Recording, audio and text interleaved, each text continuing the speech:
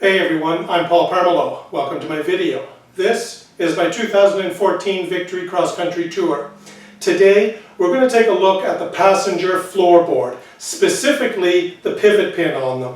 Now, although it's never happened to me, I have read on some forum sites that the pivot pin comes loose or falls off altogether. So today we're going to look at a few ways that they have fixed this problem. Let's go in closer and I'll show you what I mean. The passenger floorboard has a pivot pin on it right here.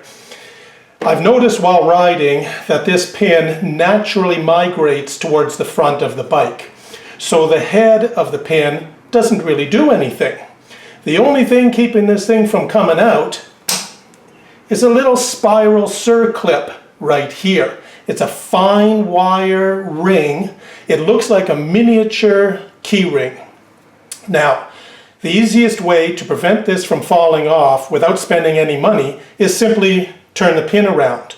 And in order to do that, we have to remove that spiral circlip. And I'm going to use a dental pick. You can use a pin or a needle or whatever you want. I just happen to have these.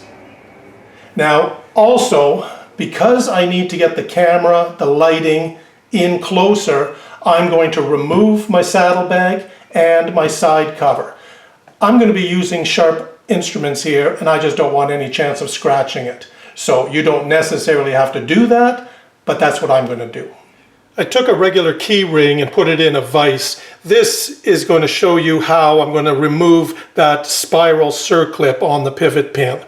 Now, you can't really grab the end of it and try to lift it up because all you're going to do is spin it in the pin. So I found if I take a dental pick and just hold the ring still, take another one, put it in between the wires and stab it through. This way I can lift it up over the bolt and get it off.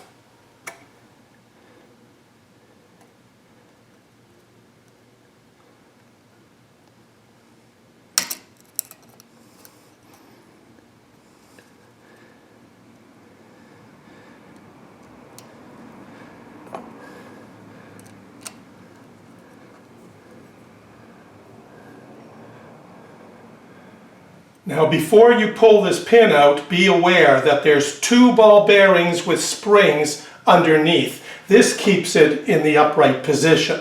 So, they're not under any great pressure. However, just be aware that the ball bearings might fall off. So, put a light colored towel on the floor. This way, if they do fall off, they're not going to bounce around and roll away. They'll just land here. So, I'm going to push this pin out. Don't pull the floorboard this way when you release the pins because the ball bearings will fly off. Release it and just lift the floorboard straight up.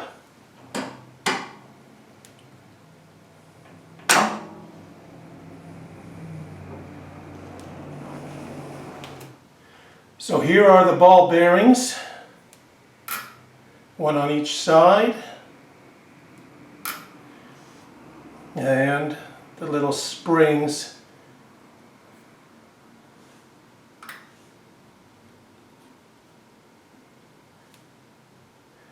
Now you don't have to take them off, but I'm just doing it to show you.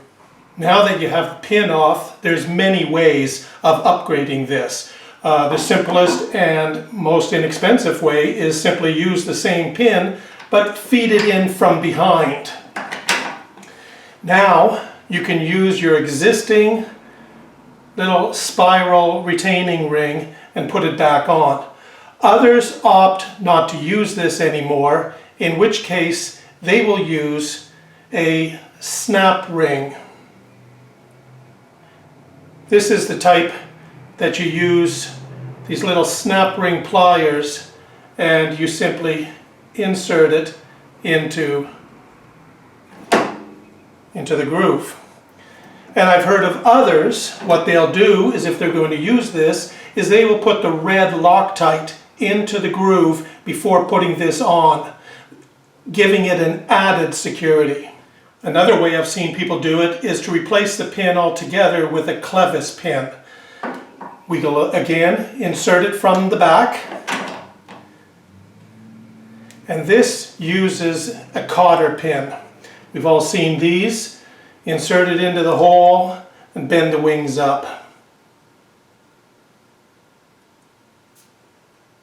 And finally, I've seen people use a regular bolt with a locking nut. This has the Teflon inside to keep it from vibrating loose once it's installed. Now this is a 3-inch bolt.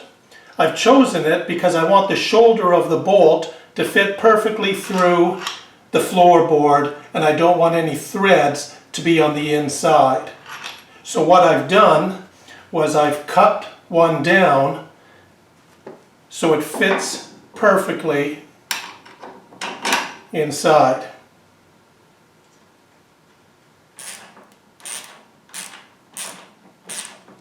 And that will never come off. For those of you that want to know, these pins and bolts are 5/16 of an inch in diameter and 2 1/4 inches long.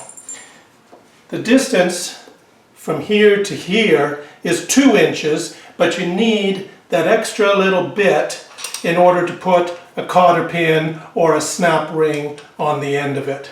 Also, the ball bearings are 1/4 inch in diameter.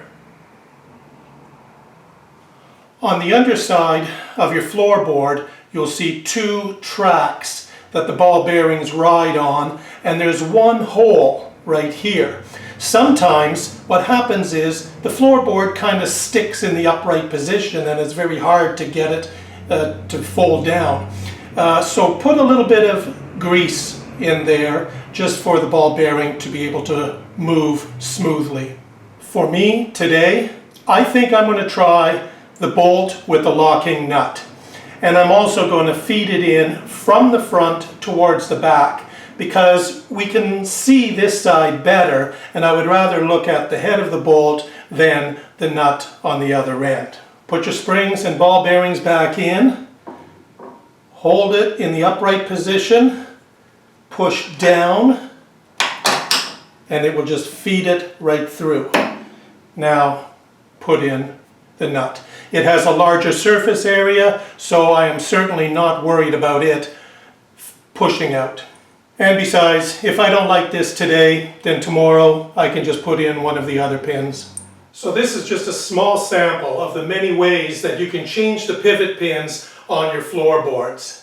Thank you very much for watching my video today. Be safe, have fun, and we'll see you next time.